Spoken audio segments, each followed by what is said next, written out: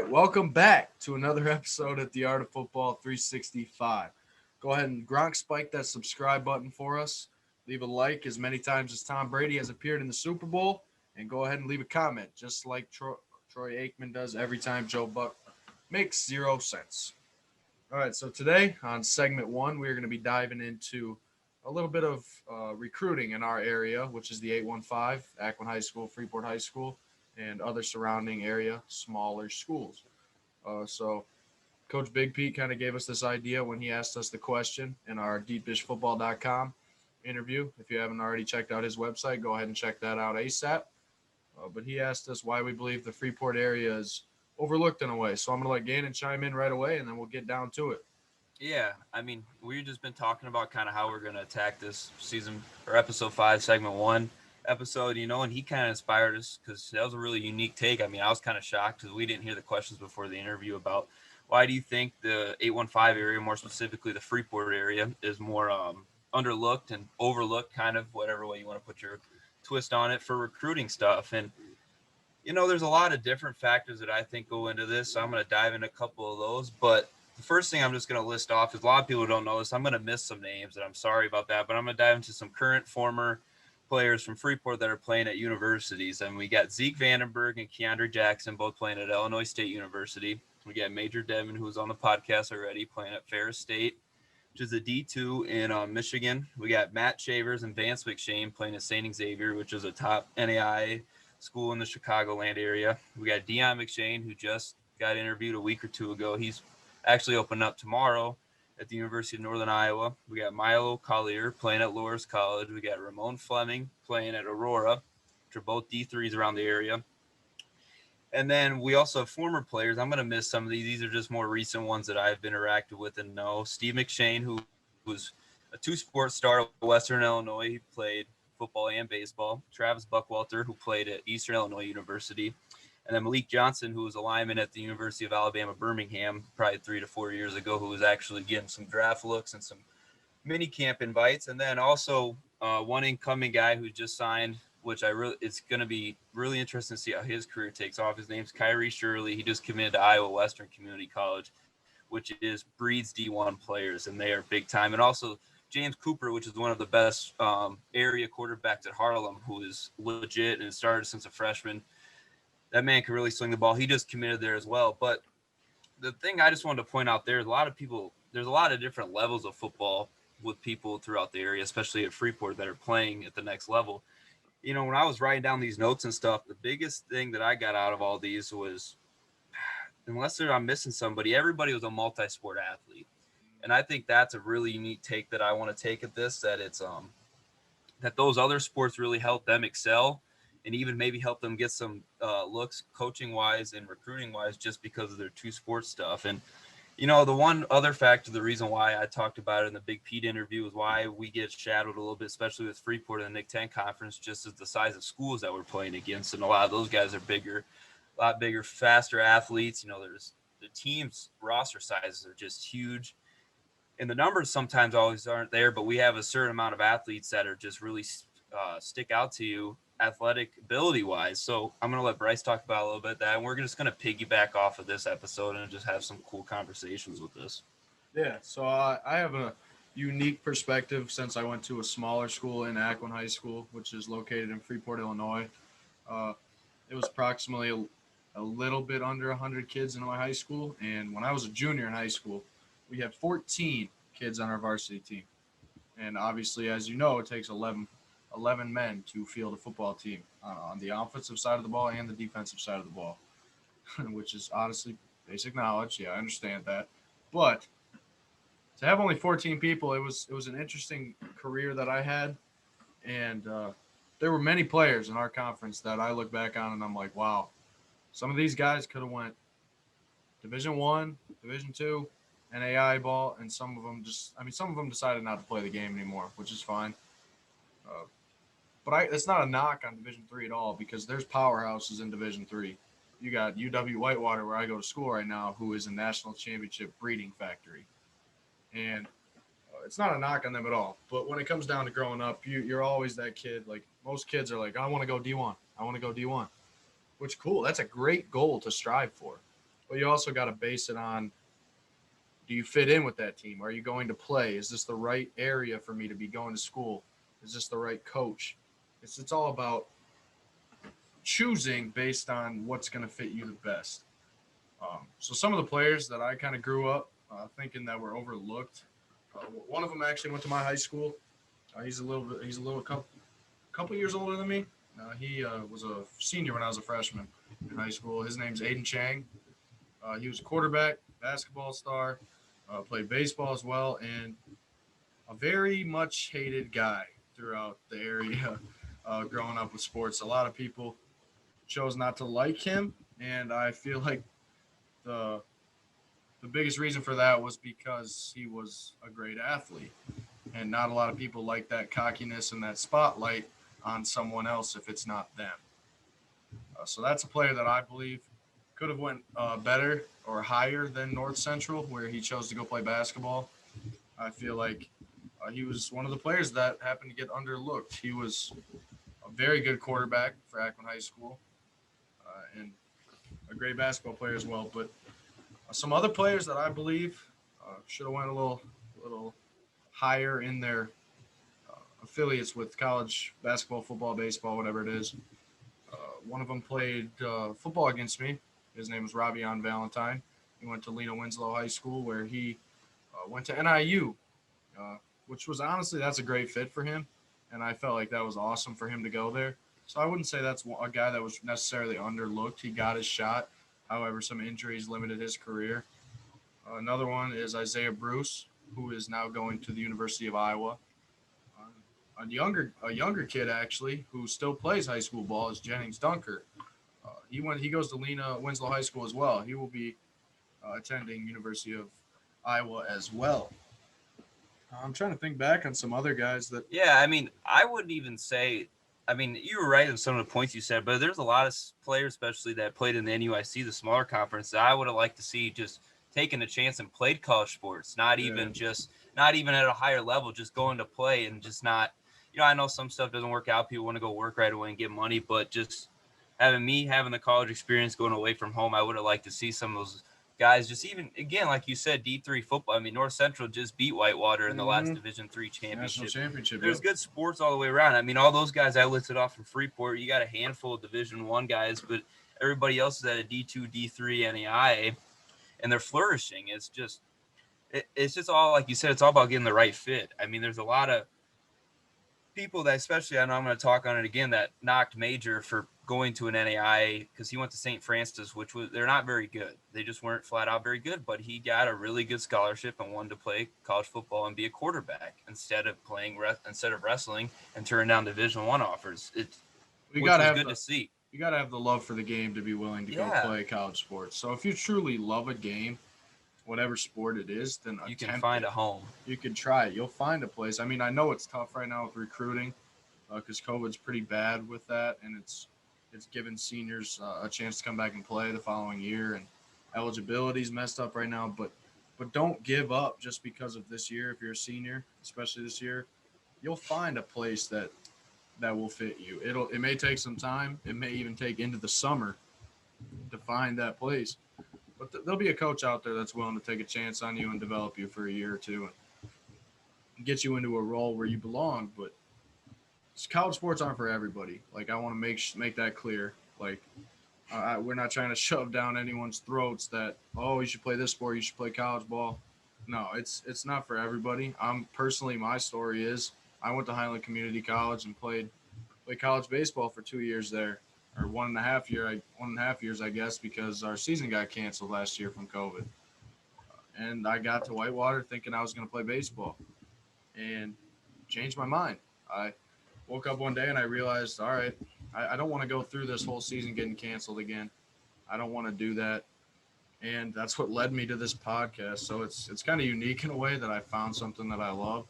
I love to do. I love to talk about sports. And I mean, that's the crazy part about it is, like, everyone has a path in a way that's lined up for them, regardless of what they're into right now. You may be doing something different the next day. You never know. But our area is unique. It's fascinating to me that But there's some of these players that just don't even get looked at by any Division One schools. And another example is one of my teammates from Akron back in the day. He was in the same class as me, Zach Cummins. He was a fantastic baseball player who is now playing at, was it Evansville? Evansville, yep, Division One. Yep. So he got his Division One ride to play baseball. That's after he went to a JUCO, which is great. JUCO route, take that route. I promise you, it is a very smart way to go. But I would have loved to see Zach get some offers in football. I mean, he's 6'4". He was probably in high school. I'd say 195, 190 maybe, and he's lanky. Like he's not just tall. Like he's got the reach. He's got all the tangibles you want in a Division One receiver to at least try to grow and shape into a great receiver. Like he had those intangibles, and it just kind of pained me to see certain people just not even get those looks. So like I want to ask you again, and like Coach Big Pete asked us a little bit, why do we think this area is overlooked? Yeah, Why, I mean, hold up. yeah. But like, why do you think that these players don't get looked at all? Okay, so I'm going to give you two answers here. The reasons why I know, like why I think and why I know they don't. And then also like kind of an argument, like kind of butt heads with why my first answer, if that makes any sense. The biggest thing is it's the skill positions and it's just the pure athleticism of the teams in and out of everyday stuff in the NUIC compared to even the Nick 10. Just the fast pacedness of the games, the size of the linemen, because we're really small at Freeport. But then you go any school bigger in our conference, you're going to be averaging 270 to 300-pound guys on the line. That's the unique take why, like how Isaiah Bruce and Jennings Dunker got to Iowa, because they have the fit, they have the mold. Isaiah Bruce is a really good sized dude, but can run a really quick 40. And Jennings Dunker's 6'5", 300 pounds, which is a prototype offensive lineman. It's just the competition. I mean, and if I'm being completely honest, that's the reason why, because it's not the game in, game, I don't know how to put this into words, but it's just the level of competition every week. Not knocking people who play in the NUIC is just not the same as a bigger school. But then my also counter argument is to that is there's also hell of athletes that it's just a weird thing because we're in such a small, like you said, our area is really unique. And I think about this a lot because you go 2 hours into Chicago and then there's big suburb schools and all that. And then you go an hour away from there towards our area and even towards the Iowa border. We got towns that are only 3,000 to 4,000. And unless you have an elite 40 time, or unless you run an elite, or if you move a crap ton of weight in the weight room or a freak of nature, you're not getting looked at all. And I think some of these guys now that are going to these bigger schools from the smaller towns are going to start to open some doors, because I know that's kind of what we want to dive into here with a little bit of the Iowa program. Yeah. The University of Iowa. Iowa really takes it personal, and they take a lot of people from smaller areas in the state of Iowa and turn them into a project, a 3 to 4 year project that some guys you don't even hear of will start to play their junior or senior year because they bring them in. Development. Yeah, and that's why the cool thing is seeing Isaiah right there right now playing, and then Jenny's going there next year. Because we talked to Isaiah, we're good friends with him. We've had conversations, asked him, that was his only offer. Boom. He went out to a camp there, had a really good 40 time, impressed the coaches. And then boom, they offered him on the spot. And he took that offer, I think, within the next week or two. I could be wrong about I think he got some interest. I think he got some interest from Northwestern as well. Yeah, Michigan State, I think, too, as well. But he committed to Iowa pretty quick. And it's just the developmental process there. But just touching back to what you said about that why question to me, there's no right or wrong answer with this. And it's frustrating because I know, being friends with you and you playing with some of the smaller schools around there are a hell of athletes out there. Well, I got something to say about. And just one more thing about that. That's kind of piggyback of what I was talking about earlier about wanting to see some of these kids go and play out of school. And they just say no, obviously some financial stuff, working, all that type of stuff.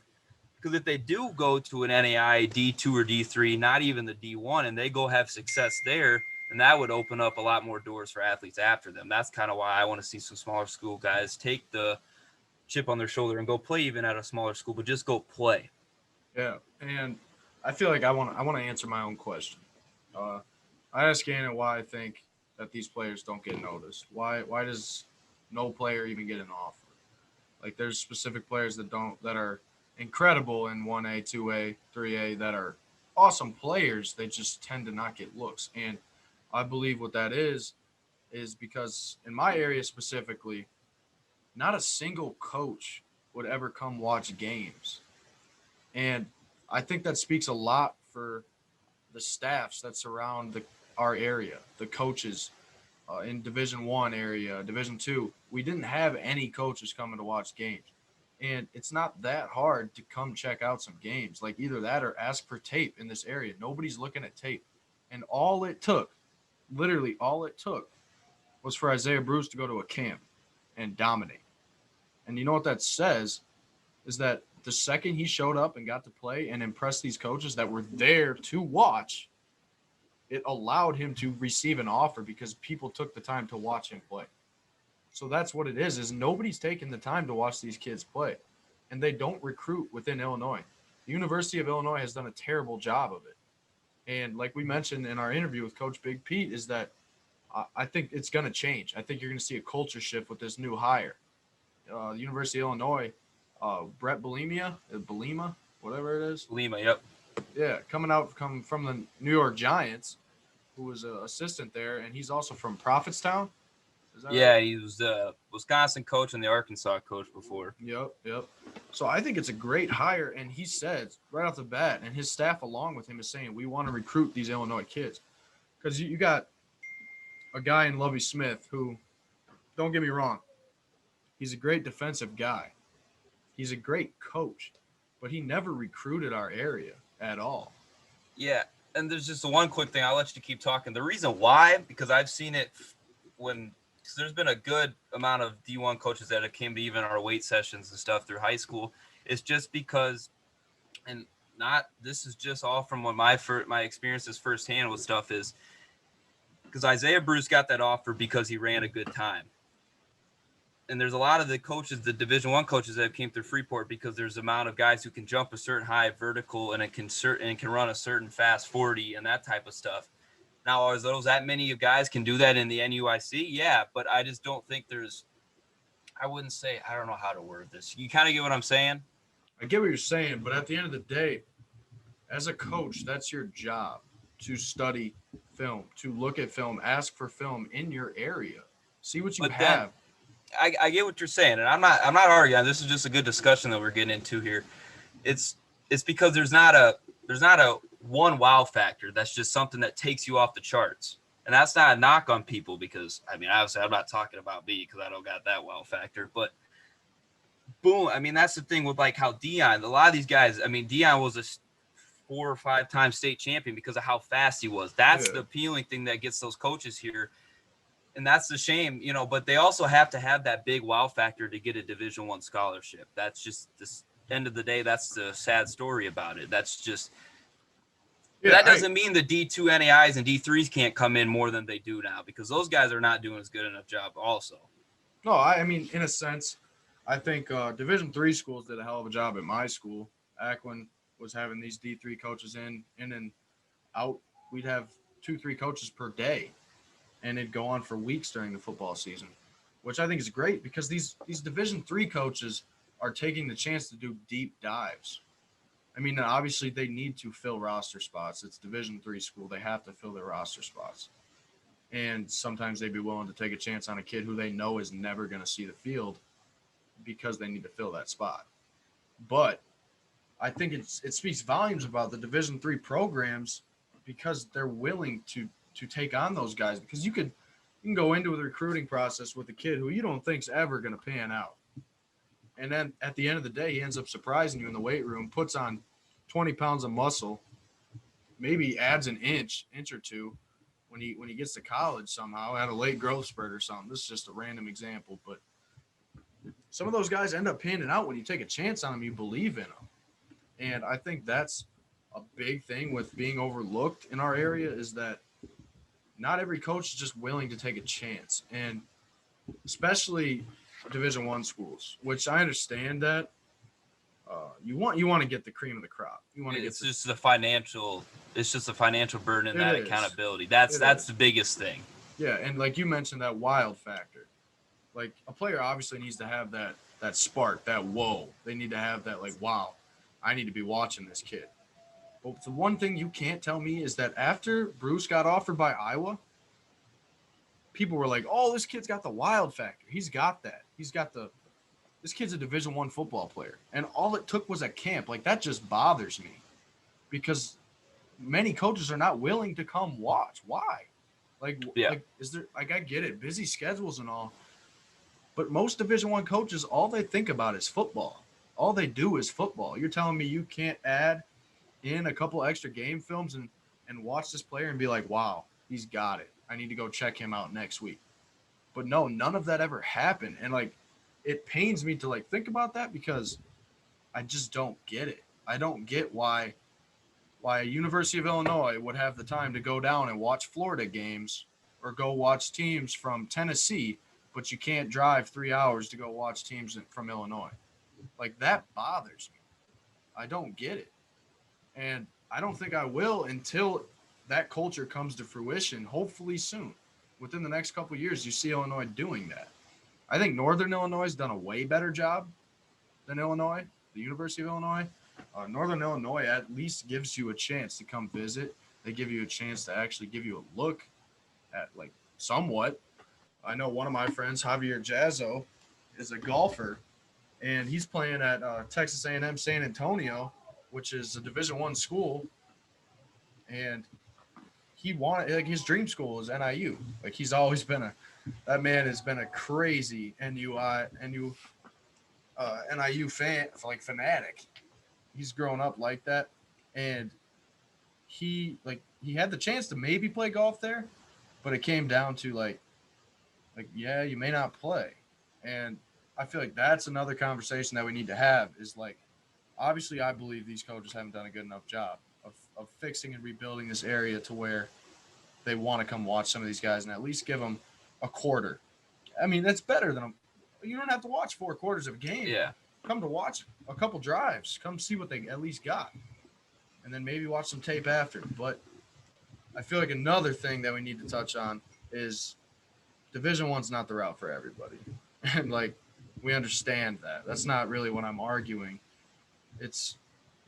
I'm just mad that people don't go out to watch games more than what they should. But the conversation we need to have is Division I players have that it factor, like you mentioned. So if you're a player, say, let's give an example. Let's talk about it.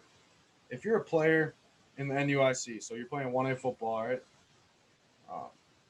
In Ackland's conference, say you go to Stockton High School, and you're a player that's putting up crazy numbers, and say a Division I school comes to you, and they're like, all right, we're willing to watch you the next couple games, maybe bring you to a camp, and then we'll possibly have you on as a walk-on. And let's say the next week you get a visit from a Division III school. UW Whitewater comes in to talk to you. And they straight up tell you, you got it. We want to help you grow, and we want to see you in this lineup within the next year and a half. What do you do as an athlete? What's that thought process? Because a lot of kids want that Division I title. What's the thought process? You know, for me, that's a really interesting question. I think it comes down to the person, honestly, Bryce, if I'm being honest with you. Because there's 2 ways to look at this. You know, that there's going to be more playing time quicker. If you're going to the D3 school, let's not even throw in Whitewater. There's no names here. So let's just throw that in there. Now, there also could be somebody that is really motivated and has a really cool vision and future for the NUIC football and wants to take that on his shoulders and go to the D1, especially I know at Iowa, because Iowa has really had a good history of having walk-ons turn into starters and get scholarships. You know, and that comes down to some of the things. What do you want to do and then, you know, we can't answer that question because that's how some people, that's what they want to answer when they're going on the recruiting stuff. Does that person maybe want to take a chance and jump out on a limb and say, hey, I'm going to be the first person to go do this, turn into from a walk-on into a scholarship athlete, and play at a Big Ten school or a D1 school, no matter where it is. Or they go to the Whitewater, which is 100% fine, and maybe have a chance of having a bigger career, better numbers career, a statistical career, instead of having a chance to be on special teams or be a third string tight end, but be a scholarship athlete at a Division I school. And that kind of what it comes down to. All right, now I want to ask you. So you've discussed that a little bit about fit versus fit. So now I want to ask you, what is fit? You play NAI baseball. What is the meaning of the right fit? How do you, like, for younger athletes watching this, how do we decide what the right fit is? I mean, the first thing is, obviously, you need to have a major, or not even a major, somewhat of a path or vision that you think that you want to go with in your future once sports is done. And that was one of the big things. And for me, committing to where I'm at the school at Central Methodist University in Missouri, was I want to be a sports management major. But there's also two ways that their sports management degrees are. And one's more of the business side and one's more of the administrative PE side. There's two different types of sports management majors. And I want to do more of the business side. So first off, that's what they are here. And that's what everything is really good about the program here. And that's the biggest thing I want to push to people here as they're getting into the recruiting stuff is take college visits, see the campus, interact with people on campus, go spend a day, eat in the cafeteria, meet with the administrator, meet with a professor that's, in your major field. And then also, if you have sports, that type of stuff is only a bonus because we're a top 10 program here. And that's the thing about the right fit, just talking about earlier on. We've had 7 to 8 guys that have been at a D1, been looked at by D1s at top programs. I mean, we got guys 4 to 5 guys throwing 90 mile an hour plus on our team. And this is in the middle of Missouri at a small school. Like, if you would have told me that 3-4 years ago, I would have been like, yeah, you're kidding me. Like, it'll feel good once you know that you have the right school picked out because it'll hit you. And that's at any type of level. There's not a right answer to say this, and that's kind of why it's hard to put it into words. But it definitely has to have something that fits with your. I don't even want to call it major outlook because you don't want to. Obviously, having your major, your day one, your freshman year is not that can change. There's nothing wrong with changing your major, but at least have a vision of it. Yeah, and I think vision's a big thing of fit. You got to have a vision. You got to have a roadmap. The book I read about Urban Meyer and Nick Saban, they mentioned how you have to have a roadmap. Your roadmap is your vision, your process. So when you're in high school and you're a kid that has options to go play sports, or even if it comes down to not even being an athlete and you're trying to make that college decision, my advice on what fit is it's a place that feels like home. Like home is where the heart is. Like you have to be able to find a place where you go there and like Gannon said, your instincts are going to tell you if it's right or not pretty much right away. It's going to set in. And you could be there and you're going to be anxious. You're going to be the most uncomfortable person probably that day. Like you're going to feel pretty bad throughout the day. And it's not necessarily because that place isn't for you. It's because it's change. And that's a big thing about vision and process is you have to be able to endure that change and withstand that change. So I feel like the right fit is also based on being able to change, being able to process a new type of vision. You have to be willing to do that. And for athletes, it's tough because you want to be in a position that you're able to play. Like you don't go to play college football, especially football. The sport is violent. You don't go to play that sport unless you know that you want to play. Like you're not going to sit the bench. And if you do, it's likely out of your hands. Like you're not going to ride the bench. It's simply put that way. Like I know when I went to go play baseball, like I was going to compete for a starting job. I wasn't going there to ride the bench. Like everybody is going to fight for what's theirs in college. It's a totally different atmosphere in high school. But the last couple things I want to mention is just like if you're an athlete in the Illinois area and you feel like you're underlooked.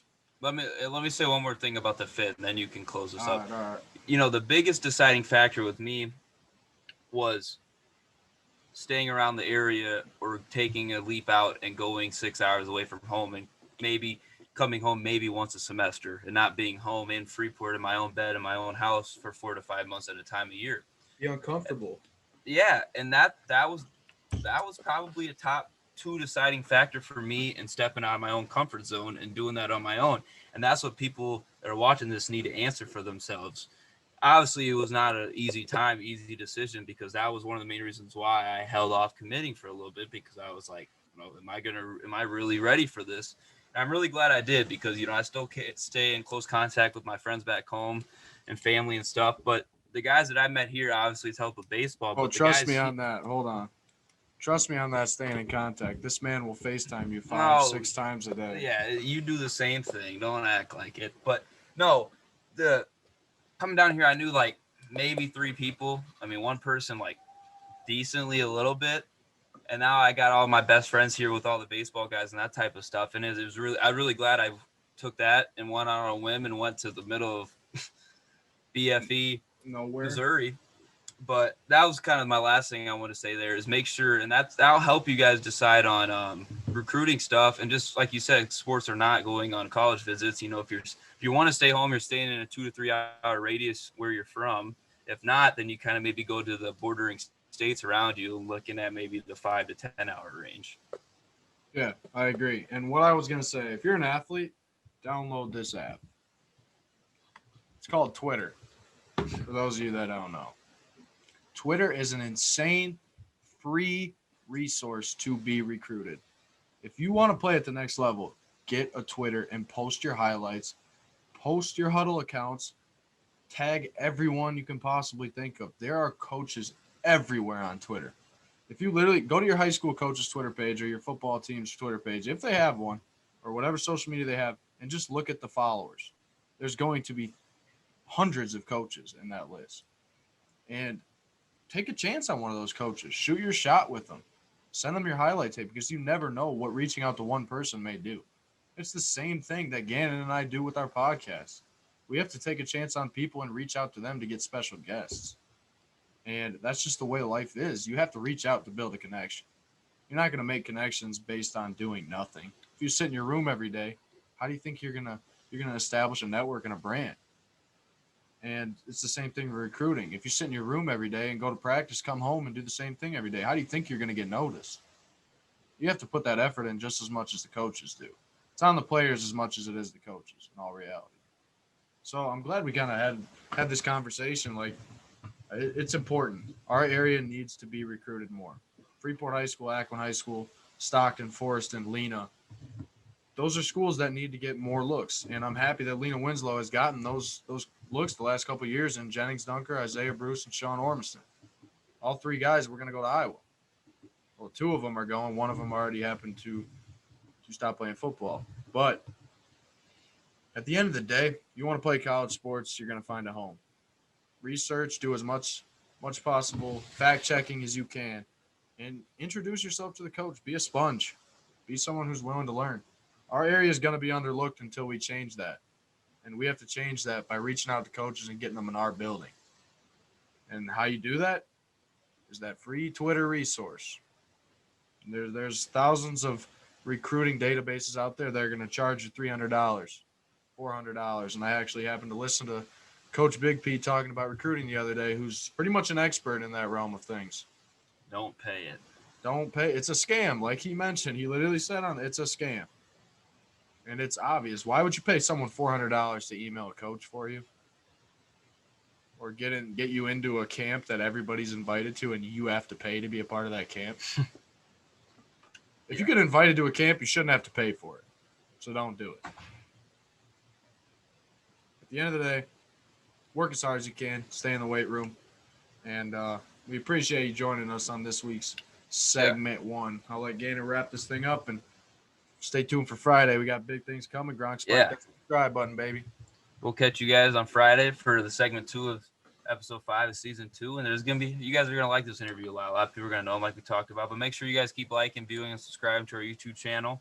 Until then, leave us a comment or text us, social media, text message if you got a number, anything to help us to improve the podcast. And until then, take it easy. For sure. And I put on our social medias that T-shirts will be coming soon. We're just poor right now. We're college poor students, so those are in the works. We're figuring out the plan. They'll be here soon. So order form if you want one. Put an order form in right now. Send me your name, size, and we'll give you some colorways when we get that option.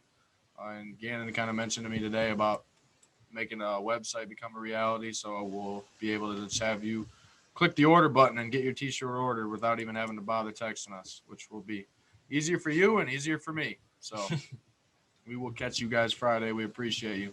Check out our latest episodes, which we put out the last couple weeks. I'm telling you, you're not going to want to miss this coming Friday. Stay tuned.